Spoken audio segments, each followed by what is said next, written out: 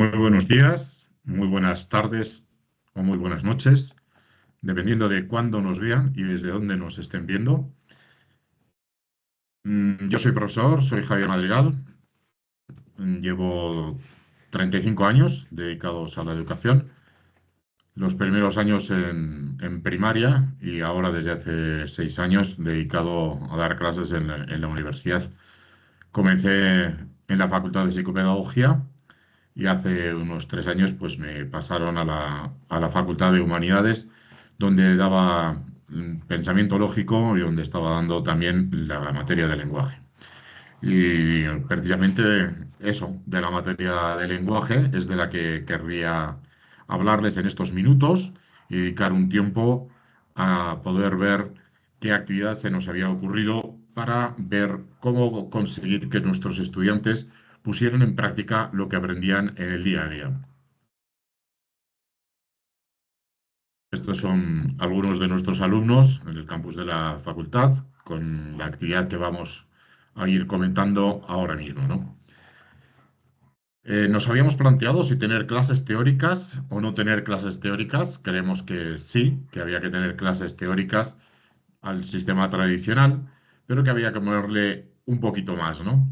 Y nuestro objetivo macro, el general, sería pues tratar de que nuestros estudiantes pusieran en práctica aquellas cosas que iban aprendiendo, ¿no? Y veíamos como una gran motivación para ellos el tema de los juegos, tanto juegos que ellos iban a crear, a diseñar para poder aplicar aquellas cosas que veíamos en clase o que ellos iban a investigar después, ¿no? Por lo tanto, nuestros objetivos serían, por un lado, diseñar y jugar con los juegos que ellos mismos como estudiantes iban a crear, teniendo en cuenta los contenidos del lenguaje, y activar de esa manera la transferencia de contenido académico a la parte académica, por supuesto, y a su parte personal, ¿no? Y también al mismo tiempo, pues procurar poner en práctica toda esa creatividad que ellos tienen como estudiantes. Nos habíamos propuesto aprender los temas de la materia del lenguaje, tanto con una serie de clases magistrales como de investigación personal por parte del estudiante de esos temas que se les iban a proponer.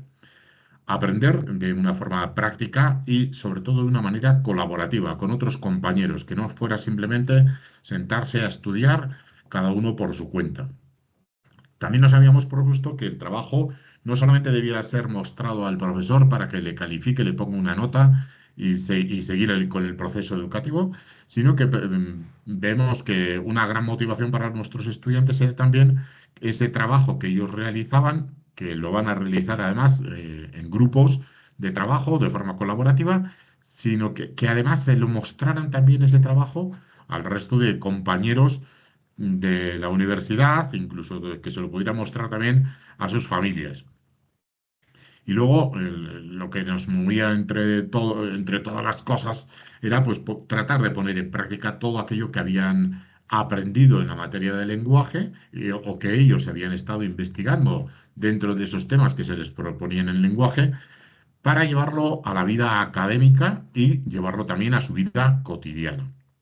La metodología que seguíamos en el trabajo era la explicación teórica del contenido en clases aproximadamente entre 20, 25, 30, 35 alumnos como máximo. Desarrollar un juego inventado por ellos mismos o basándose en un juego que ya existía en grupos de 4 o 5 estudiantes. Era obligatorio en su trabajo el realizar preguntas que debían venir acompañadas siempre de sus respuestas. Esas preguntas, esas respuestas debían ser de los temas que se les planteaban y debían tener como condición que fueran eh, preguntas que pudieran entrar en los exámenes. Luego ellos exponían su juego al resto de sus compañeros, luego se lo entregarían al profesor y también dedicaban tiempo a jugar con esos juegos, bien fuera en 2 horas de las clases o en otros tiempos donde ellos tenían lo que aquí en la universidad les llaman las horas huecas, es decir, horas que entre una clase y otra clase a veces les queda por horario, les queda libre, ¿no? Esas horas huecas, pues a veces venían a la oficina, a mi despacho, a pedirme por favor el juego que ellos habían creado pues, para estar jugando, ¿no? Y evidentemente, como no podía ser de otra manera, nuestra metodología de trabajo terminaba con una evaluación del progreso que habían tenido los estudiantes en el desarrollo de estas habilidades del lenguaje que nosotros habíamos planteado en las clases.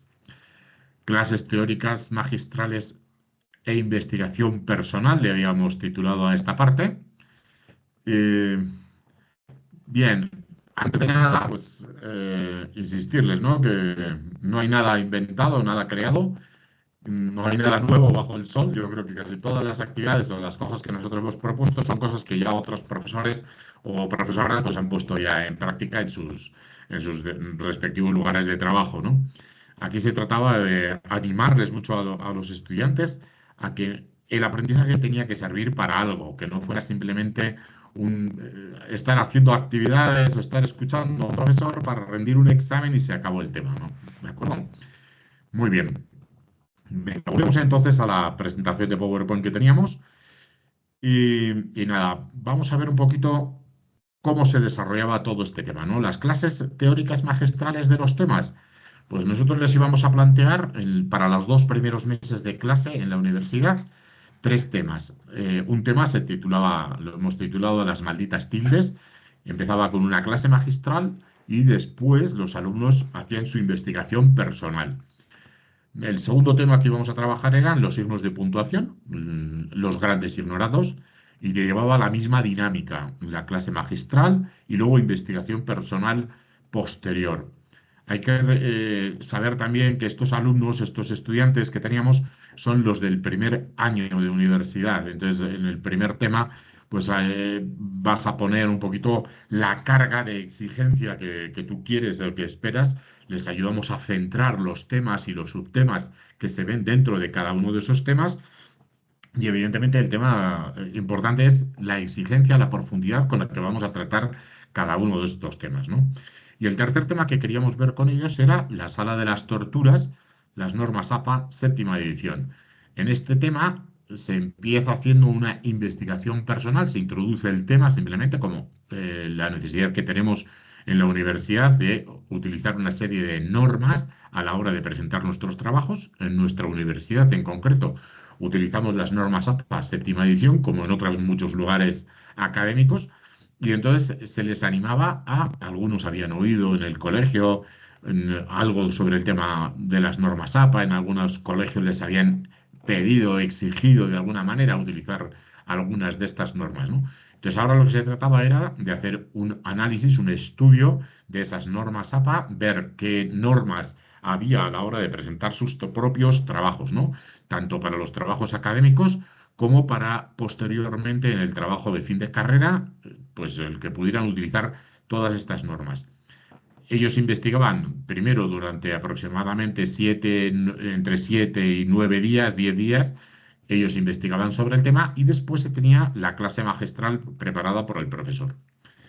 La explicación de clase en el trabajo, ¿no? El profesor explicaba en clase en qué consistía el trabajo. Y para ello se servía tanto del Moodle como del chat de WhatsApp que teníamos para las materias, donde se les presentaba un documento, que es el que les voy a mostrar ahora, un documento con la actividad desarrollada, ¿no? Este era la actividad que se les presenta a los alumnos tanto en el Moodle como en el WhatsApp.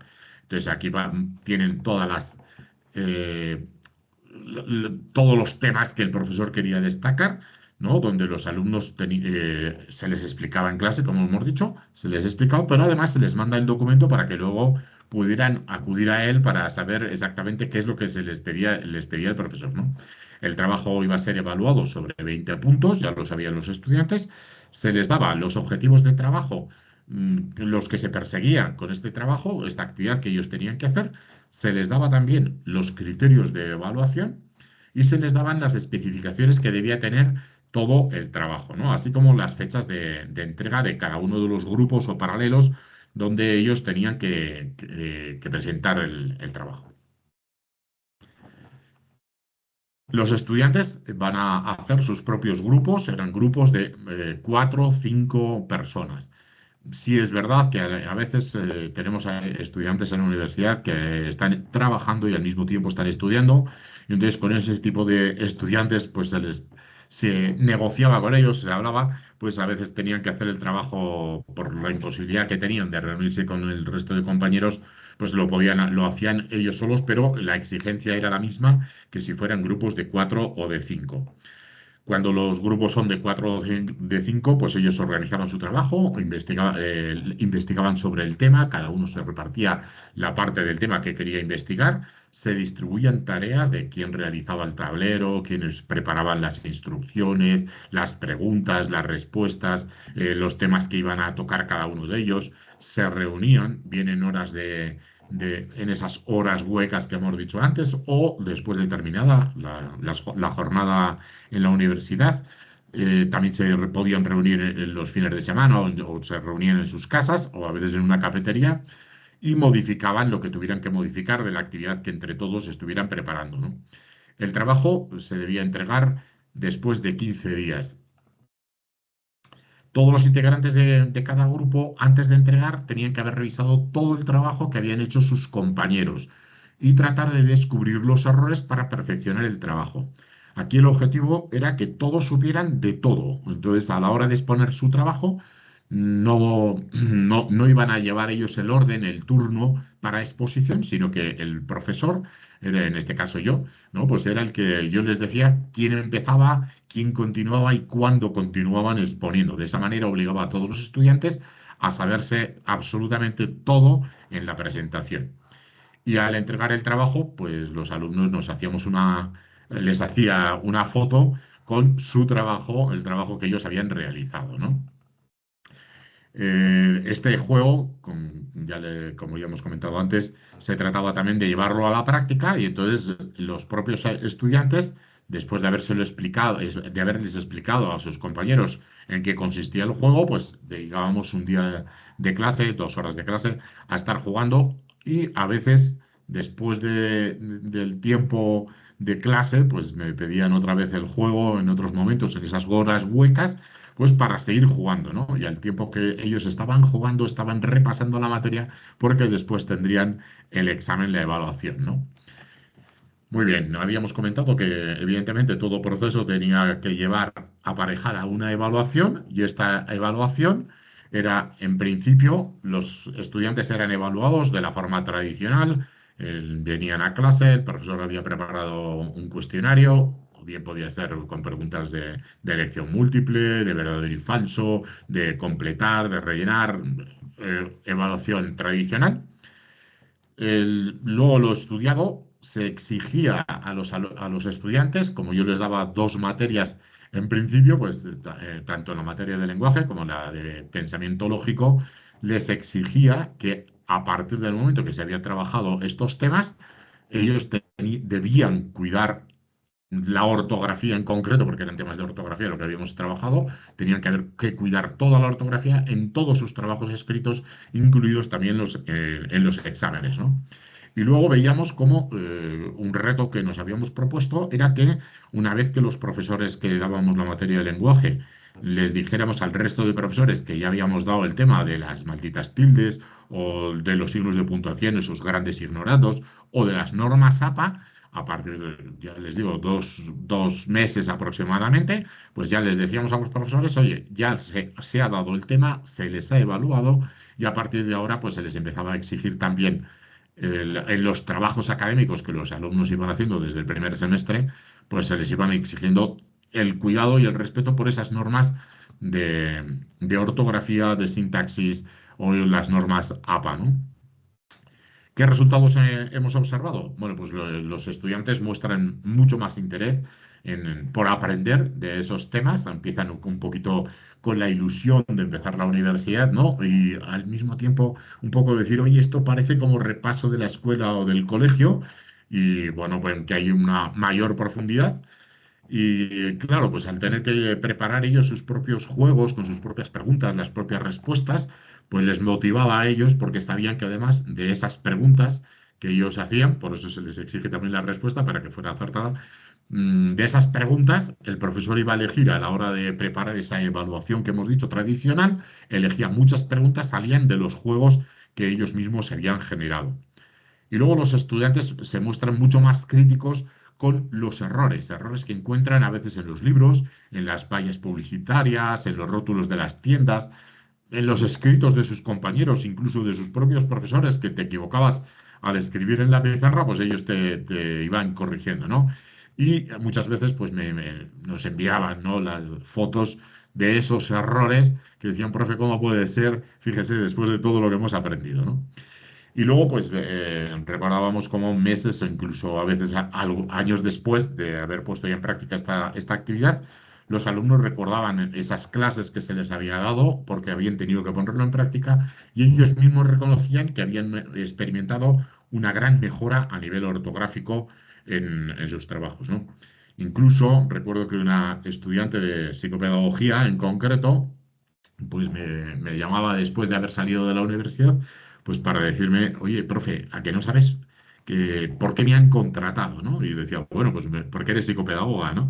Y me dice, pues no, me han contratado por un lado porque soy psicopedagoga, pero sobre todo porque mi trabajo ahora consiste en corregir todos los escritos que salían del trabajo donde estaba desarrollando esa labor de psicopedagogía.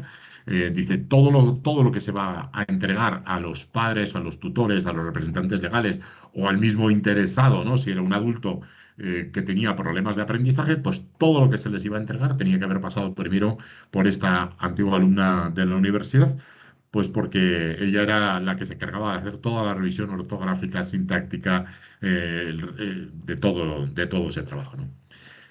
¿Qué expectativas tenemos? Bueno, pues por un lado aumentar un poquito los temas de estudio del lenguaje, aparte de esos que queríamos proponer el trabajo con oraciones, párrafos, tipos de párrafos, textos, tipos de textos que van a tener que utilizar a lo largo de su vida académica y en el trabajo de fin de carrera, por supuesto.